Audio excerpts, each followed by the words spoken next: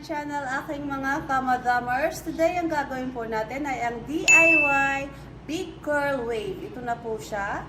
Kailangan lang po natin ng curling iron at blow dry. First, kailangan po muna natin i-blow dry yung ating buhok.